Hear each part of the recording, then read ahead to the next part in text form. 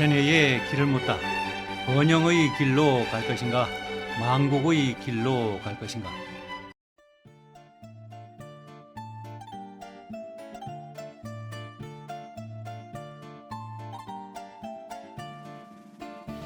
오늘은 그 세 번째 시간으로 아테네 건국의 아버지라고 일컬어지는 솔론에 대해서 앞으로 한 3시간 정도 공부를 해야 될 텐데, 오늘은 그 첫 번째 시간으로 아테네의 혼란과 그 과정에서 솔론이 어떻게 등장하게 되는지 그 내용을 가지고 같이 공부해 보도록 하겠습니다. 요즘 그 한반도를 둘러싼 지정학적 리스크가 점점 커지고 있어서 몹시 걱정스럽습니다. 여러분들도 마찬가지일 거라고 생각을 합니다만, 그런데 여기에 더해서 또 지금 전 세계는 국가 리더십 딜레마에 빠져들고 있는 거 아닌가, 그런 걱정도 듭니다. 민주국가의 지도자는 결국 우리 국민들이 뽑는 거 아니겠습니까? 바로 귀족들과 평민들 사이의 갈등이 꽤 오랫동안 지속되었다. 아테네는 헌법을 둘러싼 갈등으로 칼갈이 찢겨져 있었다. 자, 아테네에는 소위 세 가지의 중첩된 대립관계가 바다에서 몰아치는 삼각파도같이 되어가지고 아테네를 아주 위험에 빠뜨리는 그런 상황이 있었다. 땅은 신들의 어머니인 가이아라고 생각을 했다. 특히 이제 솔로는 그리스의 7현자 중에 한 사람, 보통 시인이 아니고 아주 뛰어난 시인이었다고 합니다. 언어의 마술사라고 불렸다고. 앞으로 이 살라미스 문제를 언급하는 사람이 있으면 전부 사형에 처해버린다. 만인의 연단이라고, 스피커스 플랫폼이라고 그러죠. 가자 살라미스로 싸우자, 그 섬을 위하여. 그 지도자를 뒤에서 뒷받침해주는 팔로워십도 중요하다. 이때 이게 피리오스 황의 그 중요성을 솔로는 이미 알아봤던 것이고, 이 아테네가 민주주의로 발전하는 데의 자양분 역할을 아주 톡톡히 했을 거라고 저는 믿습니다. 우리는 지금 아테네가 어떻게 번영을 했는지, 그리고 특히 그 지도자들이 어떠한 리더십을 가지고 나라를 이끌어서 그렇게 번영을 이루고 또 찬란한 문명을 창조했는지, 이것을 이제 알아보고 있는 중인데요. 그 리더십 딜레마라는 말은 그 뛰어난 지도자들은 흔적을 감춰버리고 뭐 이상한 엉뚱한 지도자들이 자꾸 등장하게 되는 그런 상황을 가리키는 말인데요. 바로 그런 상황에 우리 세계가 지금 빠져들고 있는 것은 아닌가 해서 더 걱정스럽습니다. 그래서 그렇기 때문에 우리는 이 아테네의 지도자들이 어떻게 나라를 이끌어서 번영으로 이끌고 또 문명을 창조했는지, 이것을 배우는 것이 중요하다고 생각을 합니다. 왜 그러냐면 민주국가의 지도자는 결국 우리 국민들이 뽑는 거 아니겠습니까? 우리 국민들이 지도자들이 어떠해야 되는지에 관해서 분명한 판단 기준을 가지고 있고, 어떤 것이 잘못된 지도자이고 어떤 것이 훌륭한 지도자인지를 우리가 분명히 알고 있다고 그러면 우리가 훌륭한 지도자를 뽑을 수 있지 않겠습니까? 그런 점에 있어서 우리가 아테네의 역사를 통해서 아테네의 그 훌륭한 지도자들이 어떻게 아테네를 번영으로 이끌고 또 찬란한 문명을 창조하게 됐는지를 우리가 배우는 것은 아주 시의적절하기도 하고 또 아주 뜻깊은 일이다, 이런 생각을 가지고 있습니다. 여러분 한번 앞으로 한 18시간 정도가 될 텐데요. 같이 한번 공부하는 시간을 가져보기로 하겠습니다. 오늘은 이제 아테네가 어떻게 혼란에 빠졌고 그 과정에서 솔론이 어떻게 등장했는지 이거를 이제 알아보는 시간인데요. 아테네 혼란의 원인에 대해서는 지난 시간에 제가 말씀을 드렸었죠. 이제 킬론이 너무 올림픽 우승을 과신한 나머지 너무 경솔하게 구테타를 일으켰다가 실패하는 데서 비롯되었고, 또 메가클레스가 그걸 진압하는 과정에서 신성모독을 범하는 바람에 또 다른 혼란을 불러일으키고, 그걸 수습하기 위해서 이 드라콘한테 일을 맡겼는데 너무 엄격한 법을 만들고 또 신체를 담보로 하고 돈을 빌 수 있는 이런 거를 인정하는 바람에 이제 아테네에서 더 큰 혼란에 빠졌다, 이런 말씀을 드린 바가 있습니다만, 이 세 사람 다 훌륭한 사람이지만 절제가 모자란 것이 문제였다, 이런 말씀도 드린 바가 있습니다. 그렇게 해서 아테네에 이제 혼란이 찾아오게 되는데, 여기에 대해서는 아리스토텔레스가 그 아주 적절한 표현을 해서 글을 하나 적어 놓은 것이 있어서 그걸 소개해 드리고자 합니다. 바로 귀족들과 평민들 사이의 갈등이 꽤 오랫동안 지속되었다. 가난한 사람들은 가족들과 함께 부자들이 노예가 될 수밖에 없었다. 모든 토지는 소수의 차지가 되어버렸다. 가난한 사람들이 소장료를 내지 못하면 자신과 아이들이 모두 노예를 잡혀갈 수밖에 없었다. 솔론의 개혁 이전의 모든 부채의 담보는 사람이었기 때문이다. 이게 이제 아리스토텔레스가 그가 쓴 책 아테네의 헌법이라는 책에 이제 써놓은 내용입니다만 이런 상황이었다는 것이죠. 또 이와 비슷한 얘기를 또 써놓은 사람이 하나 있어서 같이 소개를 드리겠습니다. 바로 프루타크가 써놓은 이야기인데요. 이렇게 되어 있습니다. 아테네는 헌법을 둘러싼 갈등으로 칼갈이 찢겨져 있었다. 지리적 구분에 따라서 여러 분파로 나눠져 있었는데 구릉지대 사람들은 민주주의를 원했고 평야지대 사는 사람들은 과두제를, 그리고 해안가에 사는 사람들은 그 중간 입장을 택했더라. 뭐 이렇게 정리해 놓고 있습니다. 이것을 프로타코 영웅전의 솔론 편에 이제 적혀 있는 내용입니다만 이것을 지도로 보면 좀 더 명확하게 이해할 수 있습니다. 바로 이게 이제 그리스 지도인데 아테네가 있고 여기 이제 스파르타가 있습니다만 이걸 좀 확대해서 아테네만 보면 이렇습니다. 바로 평야지대, 구릉지대, 해안지방 이렇게 이제 나눠져 있잖아요. 이 평야지대는 본래부터 이제 귀족들이 주로 살고 있었던 곳이기 때문에 이 귀족들은 귀족정을 당연히 원하는 거죠. 자기들이 나라를 이끌어가는 게 좋다 이렇게 생각을 하겠죠. 구릉지대 사람들은 가난한 농민들이거든요. 이 사람들은 이제 민주주의를 원했다는 것이죠. 저 해안가는 그 당시 해상 교역이 조금씩 싹트고 있었어요. 그래서 여기 이제 사람들이 조금씩 몰려 살면서 인구가 좀씩 늘어나고 해상 교역이 조금씩 발전하고 있었는데 이 사람들은 신흥 세력이죠. 아직은 그렇게 큰 세력은 아닌데 나중에는 이게 큰 세력으로 이제 성장을 하게 됩니다. 이 사람들은 이 구릉지대 사람, 평야지대 사람들이 중간적인 입장을 취했다 이런 이야기죠. 그런 것이 그런 대립 관계를 빚어내고 있었다는 말인데 요거에 관해서는 또 다른 내용이 있어서 하나 소개를 드리면 경제적 이념적 대립 관계하고 귀족 집단 간 대립 관계 그리고 지역적 대립 관계라는 이런 세 가지의 대립 관계가 중첩되어 있었다. 우리가 흔히 그 바다에서 세 방향에서 파도가 일어나는 소위 삼각파도에 휩싸이면 배가 전복한다고 그러잖아요. 이와 마찬가지로 아테네에는 이런 세 가지의 대립 관계가 중첩돼서 일어나다 보니까 아테네가 아주 위험한 상황에 처하게 되었다. 이건 뉴 잉글랜드 대학의 스탠톤이라는 분이 아테니안 폴리틱스라는 그런 책에다 써놓은 내용이 저도 공감이 가서 여러분들에게 소개를 드렸습니다. 아테네가 이런 상태로서 이제 위험한 상황에 처해 있었다. 이렇게 이제 이해하면 될 것 같고요. 근데 이 문제의 가장 근본적인 뿌리는 여기에 있습니다. 여기 이제 소장료를 납부하는 아테네 시민들이라는 그런 그림인데요. 본래 아테네 사람들은 자작농이었어요. 그러니까 암흑기 300년을 견뎌내면서 그 농토를 힘들게 참 일궈가지고 자기 땅에서 농사를 지어서 먹고 사는 자작농이었는데 이 사람들은 겨우 목구멍에 소위 풀칠한다고 그러죠. 그렇게 이제 연명을 하고 있었는데 그러다가 가뭄이 들면 뭐 살 길이 없는 거예요. 방법이 없으니까 이제 빚을 지게 되죠. 근데 그때 이제 자기 신체를 담보로 하고 빚을 지게 되는데 그걸 못 갚으면은 일단 이제 땅을 뺏기게 되는 거죠. 그럼 소작농으로 이제 전락하게 되는 거죠. 근데 나중에 또 가뭄이 들면은 소작료조차도 납부하지 못하는 상황이 되지 않겠어요? 그러면 그때는 이제 노예로 전락하는 것이거든요. 요것이 이제 어떠한 의미를 가지는지를 우리가 좀 깊이 있게 이해하려고 그러면 요 장면을 좀 곁들여야 됩니다. 요 사진은 바로 이제 아테네의 농민들이 올리브를 수확하는 가족들의 모습인데요. 이렇게 소위 자작농, 자영농, 자기 땅에서 농사를 지어서 먹고 사는 이런 사람들이었다는 이야기죠. 이제 요것이 가지는 중요한 의미에 대해서는 캘리포니아 대학의 데이비스 한센 교수가 써놓은 책이 하나 있는데 의미가 아주 많은 책이어서 제가 소개를 드리고자 합니다. 이 데이비스 한센 교수의 할아버지하고 아버지가 농사꾼이었다는, 캘리포니아에서 농장을 일궜다는 것이거든요. 요즘은 캘리포니아가 소위 이제 후보댐이 생기면서 관계 농업이 아주 발달돼서 농사를 많이 짓습니다만 옛날에는 워낙 여기가 그 건조 지역이기 때문에 농사 짓는 것은 감히 엄두를 내기 어려울 정도로 그런 척박한 곳이었는데 이 데이비스 한센 교수의 할아버지하고 아버지가 여기서 힘들게 농토를 일궜다는 거예요.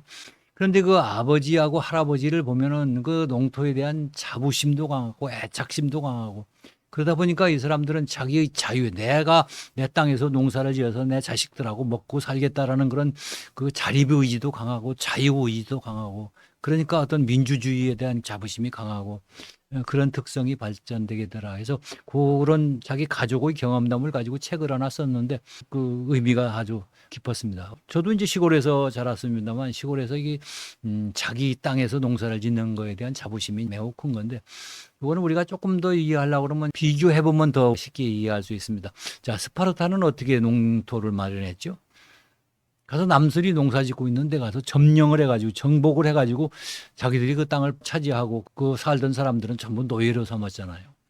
이런 사람들도 물론 농토에 대한 애착심을 가지게 되죠. 그러나 그 사람들이 가지는 이런 애착심하고 이 아테네 시민들이 가지는 애착심은 근본적으로 다를 수밖에 없습니다. 왜 그러냐 하면 이게 워낙 척박한 곳이잖아요. 그러니까 여기서 농사를 지으려고 그러면 그냥 밭에다가 종자를 뿌려놓는다고 그래서 농사가 되는 게 아니거든요. 어느 정도는 기름져야만 이게 농사가 되는 거거든요. 근데 워낙 척박한 곳이니까 요즘처럼 뭐 비료가 있는 것도 아니고 퇴비가 있는 것도 아니고 겨우 할 수 있는 것이 이제 가축의 분뇨, 사람의 분뇨 이걸 갖다가 이제 밭에다 뿌려서 그것도 뭐 5년, 10년, 30년 뭐 이렇게 오랜 기간 동안 해서 땅을 기름지게 만들어야 거기서 이제 자식들하고 같이 먹고 살 수 있는 농사가 되는 거거든요. 이렇게 일궈낸 것이 바로 아테네 사람들이었거든요. 그래서 이 아테네 사람들은 이렇게 생각을 했다는 거예요. 땅은 신들의 어머니인 가이아와 같다. 어머니가 뭡니까? 우리를 먹여 살려주는 것이 바로 어머니 아닙니까? 땅이라는 것은 바로 어머니와 같은 존재인 것이죠. 그래서 신들의 어머니인 가이아라고 생각을 했다는 건데 이렇게 생각하는 땅을 빼앗기고 자기들은 노예로 끌려갈 때 이 사람들이 심정이 어떻겠어요? 그야말로 내일 당장 폭동이 일어나도 이상할 것이 전혀 없는 그런 부글부글 끓어오르는 그런 상태였다는 것이지요. 요거에 관해서 또 아리스토텔레스가 적어놓은 글이 아주 딱 일치하는 내용이 있어서 내용을 좀 소개해드리겠습니다. 불화는 깊었고 양진영은 오랫동안 서로가 상대방을 적으로 겨냥하고 있었다. 완전히 그냥 적으로 취급했다는 거 아닙니까?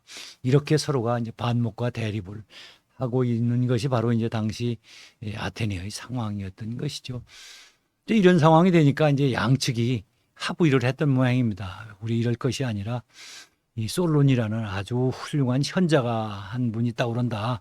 그 사람을 좀 모셔다가 최고 집정관이라는 자리를 주어가지고 이 문제를 좀 해결하는 게 어떻겠느냐. 이렇게 이제 합의를 했다고 그래요. 그래서 이제 솔론이 바로 이제 아테네 정계에 등장하게 되었던 것이죠. 자, 그렇다면 솔론은 도대체 어떤 사람인가? 이걸 좀 알아봐야 되는데요. 뭐 한 80세까지 살아오셨으니까 꽤 이제 오래 장수를 하신 분이기도 한데요. 이 솔로는 뭐 입법가로도 유명하지만 또 시인이기도 했다고 그래요. 이런 그림도 남아 있습니다만 특히 이 솔로는 그리스의 7현자 중에 한 사람, 그 중에서도 가장 뛰어난 현자라고 명성을 올린 사람이기도 하죠. 근데 왼쪽 그림에서 보면은 그 솔론의 조상 중에 이제 코드로스라는 왕이 있었어요. 제가 누누이 강조해서 말씀드립니다만 여기서 그리스에서 왕이라고 하는 것은 우리가 흔히 생각하는 절대적 권력을 가진 왕, 킹을 말하는 것이 아니고 바실리우스라고 그래서 그냥 부족장 정도의 그런 권한을 가진 사람을 말합니다만 아무튼 그때 이제 아테네가 아마 엘레우시스하고 아마 전쟁할 때가 아니었는가 싶은데요. 이제 총사령관을 한 사람을 이제 뽑습니다. 방패를 들고 있는 사람이 이제 총사령관이고 왼쪽에 코드로스가 있는데 방패를 들고 있는 이 사령관을 찾아가서 당신 이제 이번에 총사령관이 됐는데 전쟁을 이끌려면 그 사람들을 통솔해야 되니까 좀 권한이 필요하지 않느냐. 그러니까 내가 왕으로서의 권한을 다 내려놓겠다. 너한테 줄 테니까 네가 한번 열심히 해서 전쟁을 꼭 승리로 이끌어달라. 이렇게 부탁을 하면서 권력을 이양한 거예요. 역사상 이런 경우 참 드물거든요. 물론 바실레우스라는 자리가 왕처럼 그렇게 절대적인 자리는 아니었지만 그래도 한 부족을 대표하는 사람이 자기가 가지고 있던 권력을 스스로 다른 사람에게 이양을 한다? 참 이런 거는 참 드문 일이고. 따라서 아테네 시민들은 솔론의 조상이었던 코드로스를 상당히 존경하지 않았겠나 그런 생각이 듭니다. 또 이제 솔론의 아버지가 있었는데요. 솔론의 아버지 역시 좋은 가문에서 태어났지 않습니까? 왕의 후손이니까요. 가문만 좋은 것이 아니라 인심도 좋았던 사람이라고 그래요. 그러다 보니까 살림은 아마 넉넉하지 못했던 것 같습니다. 그렇게 기록이 되어 있어요. 근데 여기서 우리가 깊이 생각해 봐야 될 것이 지금 아테네의 귀족들이 어디에 혈안이 되어 있죠? 소위 가난한 농민들한테 신체를 담보로 하고 돈을 빌려줘 가지고 그걸 못 갚으면은 땅도 차지하고 사람들도 노예로 들어오고 이렇게 해서 점점 부자가 되는데 여기에 골몰을 하고 그 바람에 이제 귀족들은 다 부자가 되고 농민들은 가난해져 가지고 사회가 지금 뭐 완전히 폭동일보 직전에 이런 사태가 됐던 거 아닙니까? 근데 여기 이 솔로몬의 아버지는 뭐 그렇게 안 했다는 얘기 아닙니까? 딴 사람들이 참 뭐 이렇게 소위 이 신체를 담보로 잡고 사차놀이 하는데 급급해서 나라가 그렇게 혼란에 빠져가고 있을 때 솔로몬의 아버지는 그런 일을 안 했다는 이야기죠. 이것 또한 나중에 이제 솔론이 전기에 등장할 때 굉장히 긍정적으로 작용했을 거라고 그렇게 이제 추측해 볼 수 있는데요. 솔론의 아버지가 이렇게 아주 인심 좋은 사람이었다는 것입니다. 그다음에 이제 솔론이라는 사람은 뭐 그리스 칠연자의 하나라고 이미 말씀을 드렸고 시인이었어요. 근데 보통 시인이 아니고 아주 뛰어난 시인이었다고 합니다. 언어의 마술사라고 불렸다고 그래요. 이것도 아주 중요한 의미를 가지고 있습니다. 당시에 무슨 연속곡이 있었던 때도 아니고요. 뭐 라디오가 있었던 때도 아니고요. 요즘처럼 SNS가 있었던 시대도 아니고요. 또 이 소설 같은 문학도 없었을 때고요. 오로지 시가 유일한 이제 의사소통의 방법이었기 때문에 이렇게 뛰어난 재주를 가지고 멋있는 시를 한 수 써서 사람들한테 전달하면 그게 사람들한테 전달이 되고 이 솔론이라는 사람이 쓴 시가 이렇다. 여기 이게 의미는 뭐다. 이것이 이제 사람들한테 번져나가게 되고 그렇게 해서 솔론이 이제 명성을 얻게 되었다는 것이거든요. 그래서 이 뛰어난 시인이라는 그 솔론의 자질이 솔론이 그 사회적으로 그리스 세계에서 인정을 받는데 크게 이제 역할을 했다고 봐야 되겠죠. 그다음에 나중에 이제 철학자로서도 이름을 날리고 나중에 돈도 좀 벌고 나중에 전기에 등장한 다음엔 정치인으로서 또 군인으로서 외교관으로서도 아주 성공적인 그런 업적을 남긴 그런 사람으로 이제 평가가 되고 있습니다. 그것이 바로 이제 솔론이라는 사람이었던 것이고요. 근데 이제 솔론이 좀 철이 들면서 이런 생각했다고 그래요. 나는 아버지처럼 살지는 않겠다. 아마 어렸을 때 아버지가 그렇게 너무 인심 좋게만 살다 보니까 살림살이가 쪼들렸던 모양이죠. 그래서 철이 들면서 이제 집을 나옵니다. 집을 나와가지고 지중해 여기저기를 돌아다니면서 이제 해상 교육에 뛰어들게 되는데 여기서 이제 그 시인으로서의 문학적 재능이 이 솔론이 여기 지중해 연안의 많은 사람들과 교류를 하는데 결정적 역할을 하게 되고 특히 그 당시 이제 마침 이제 지중해 세계에는 뛰어난 그런 철학자라든가 이런 사람들이 막 등장하고 있었거든요. 그런 사람들하고 아주 폭넓은 교류를 하게 되지요. 또 돈도 꽤 벌었던 것 같아요. 그래서 평생 동안 부족함이 없이 살 만큼의 돈을 벌었다고 그러는데 이것도 역시 이제 시인으로서의 명성이 좀 다소 도움이 됐겠죠. 그렇게 해서 이제 돈을 번 만큼 번 다음에 한 40살 전후에서 이제 아테네로 돌아옵니다. 돌아와가지고 사는데 아주 뭐 호화스럽게 사는 거예요. 그래서 친구들이 찾아가가지고 충원을 했다는 거예요. 야, 너무 이거 지나치지 않느냐. 그랬더니 이 솔론이 이렇게 답변을 했다는 거예요. 야, 나 이거 목숨 걸고 번 돈이다. 이거 장사하고 다니는 거 쉬운 일이 아니다. 가다가 해적을 만나두고 죽은 목숨이고 산적을 만나도 죽은 목숨이다. 내가 수 없는 죽을 고비를 넘기면서 이렇게 돈을 벌었는데 이렇게 번 돈 가지고 내가 좀 넉넉하게 쓰고 살면 어떠냐 이렇게 답변을 했다는 것이거든요. 이것이 이제 가지는 의미는 이 솔론이 썼다는 시를 보면 상당히 이제 이상주의적 면모를 아주 여실히 드러냅니다. 그런데 실제로 사는 태도를 보면 아주 현실주의적이에요. 그러니까 결국은 솔론이라는 사람은 이렇게 두 가지 성향을 아주 고루 갖춘 또는 이렇게 두 가지 성향을 잘 조합한 그런 사람이었다. 이렇게 우리가 이해할 수 있을 텐데 이것이 앞으로 이제 이게 정치권에 등장해 가지고 여러 가지 일들을 해나가는 과정을 보면 이 성격이 그대로 이제 반영이 되지요. 그래서 앞으로 2시간에 걸쳐서 솔론에 대한 공부를 하게 될 텐데 그때 요 얘기를 기억하고 있으면 훨씬 더 이해가 빨라지리라고 생각이 됩니다. 이제 요렇게 해서 솔론이 이제 아테네 정치권으로 등장할 때가 되는데 그때 그 아테네가 처한 상황이 이랬습니다. 여기 이제 아테네가 있고 이제 건너편에 메가라라는 나라가 있는데 바로 이웃 나라인 거죠. 근데 메가라는 그때 뭐 아테네하고 비등비등했어요. 그런데 한 가지 이제 메가라의 특징은 형님들이 든든해요. 바로 코린트하고 스파르타가 형님 노릇했거든요. 그 같은 이제 도리아 출신이라고 그래서 북쪽 지방에서 내려와서 펠레스폰네소스 반도에서 나라를 세운 나라들이 있는데 그 당시 코린트는 그리스 세계에서 제일 잘 사는 나라였거든요. 그 다음에 그 스파르타는 가장 군사력이 강한 나라였고요. 그 둘을 형님으로 두었으니까 그것 덕분에 아테네가 굉장히 이제 시달림을 좀 받았던 것 같아요. 그런데 바로 이제 그 가운데에 있는 살라미스 섬을 놓고 계속 이거 이제 서로가 뺏기는 일을 되풀이해 왔었는데 아테네가 나중에 이제 지쳤던 모양이에요. 아주 신물이 났는지 또 뒤에 있는 그 스파르타하고 코린토의 입김이 좀 두려웠는지 귀족회의에서 한 가지 결정을 내려서 공표를 합니다. 근데 그 공표 내용이 바로 이겁니다. 앞으로 이 살라미스 문제를 언급하는 사람이 있으면 전부 사형에 처해버린다. 이렇게 칙령을 발표했다는 거예요. 이게 뭔 얘기죠? 살라미스를 포기한다는 얘기 아니겠습니까? 이거를 보고 이제 솔론이 도저히 참을 수 없다고 생각을 했던 것 같아요. 그래서 이제 솔론이 나서게 되는데 이것이 이제 솔론이 정치권에 등장하게 되는 배경이 됩니다만 아주 또 기가 막힌 그런 방법으로 이게 또 일을 꾸며서 이걸 또 성공을 시키기도 합니다만 그때 상황을 보면 이렇습니다. 여기 이제 아테네가 있고 주변 나라들이 있는데 메가라에는 니사이아라는 항이 있고 아테네는 피리우스라는 그 외항이 있습니다. 고대의 국가에서는 이렇게 도시를 해안에다가 바짝 붙여가지고 건설하지 않고요. 좀 한 5km, 10km 이렇게 내륙으로 들여다가 도시를 만들고 그 대신 내항을 만들어요.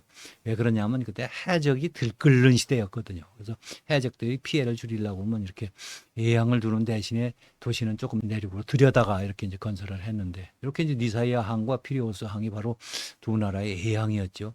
요거를 보면 딱 가운데에 살라미스 섬이 있는 거예요. 요 당시만 하더라도 이게 해상 교역이 크게 발전하지 않았기 때문에 이 외항의 중요성을 그렇게 인식하지 못했을 텐데 이 솔로는 이제 애국을 드나들면서 장사를 해서 돈 번 사람 아닙니까?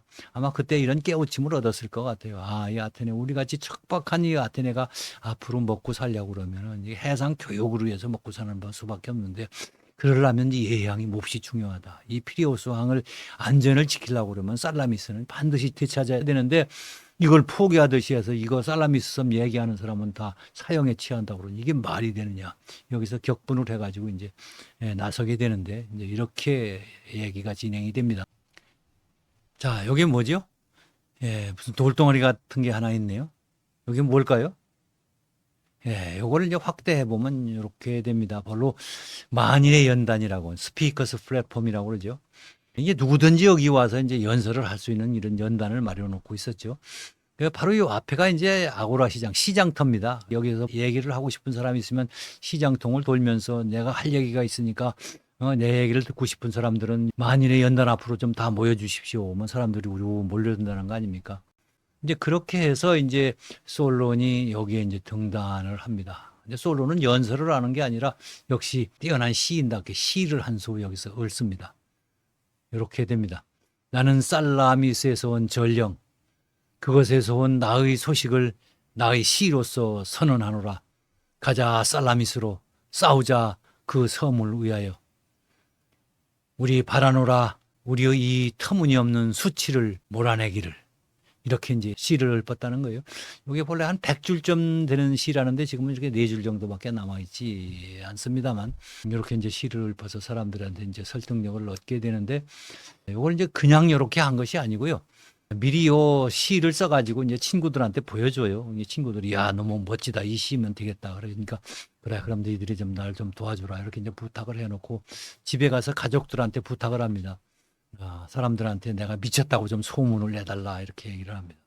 그 이유는 아마 만약에 일이 잘못됐을 때 빠져나갈 궁리를 해놓은 거 아닌가 싶어요. 좀 깨가 많은 거지요.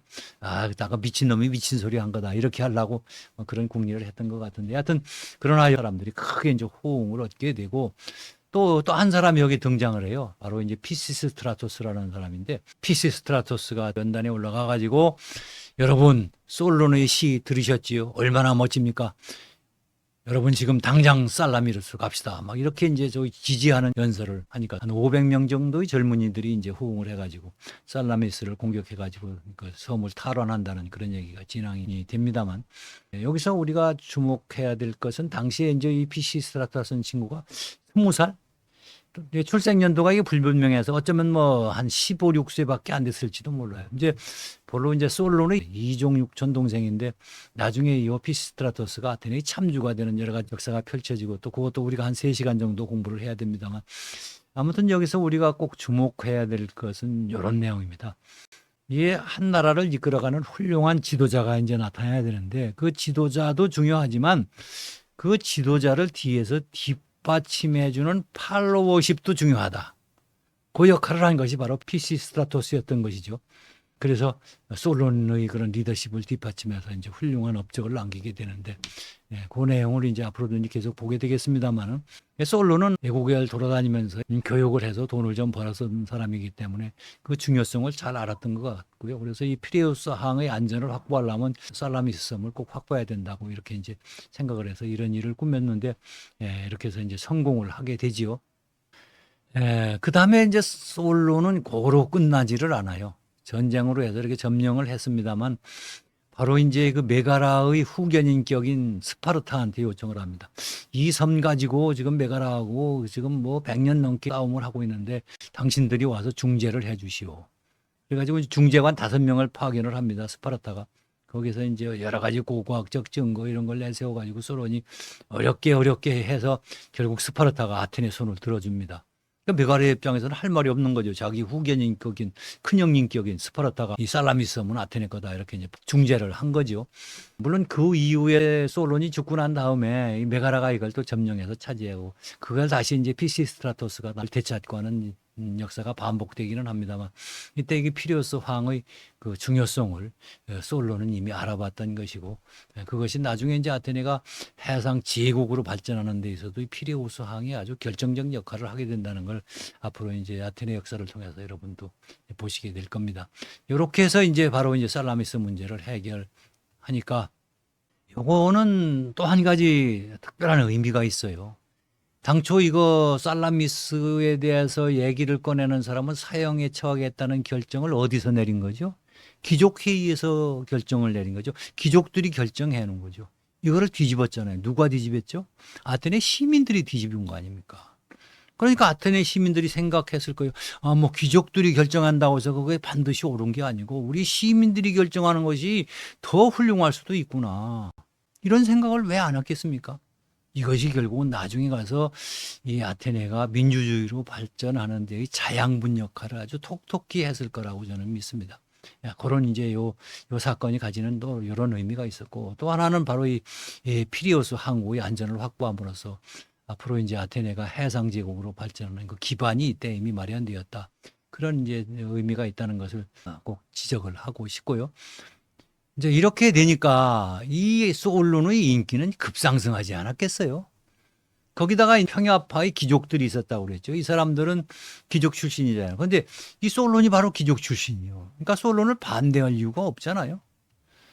또 산악지방의 가난한 농민들도 이 솔론을 지지했다는 거예요. 왜 그러냐면 피시스트라토스가 이 산악지방의 가난한 농민들 편을 들고 있었거든요. 그러니까 자기들이 지지하는 피시스트라토스가 지지하는 이 솔론도 우리들이 구세주가 되겠구나 이렇게 생각을 했다는 거죠. 또 이 상공업 중심인 해안파들의 경우에는 이 솔론이 장사꾼 출신 아닙니까? 그러니까 솔론이 지도자가 되면 이 상공업 중심인 해안파 자기들의 이익을 솔론이 대변해 주겠다. 이렇게 생각을 할 거 당연하지 않습니까? 그래서 요거를 이제 프루타르크는 이렇게 표현을 했더라고요. 뭐 귀족들은 그가 부자라서 좋았고 평민들은 그가 인간적이라서 좋았다. 뭐 인간적이라서 좋아했다기보다도 어떤 자기들이 이익을 대변해 줄 거라고 믿었기 때문에 좋아했겠죠. 어땠든지 간에 요 당시의 상황을 보면 이 솔론에 대해서는 모든 시민들이 다 전폭적 지지를 하고 있던 이런 상황이었던 것이죠.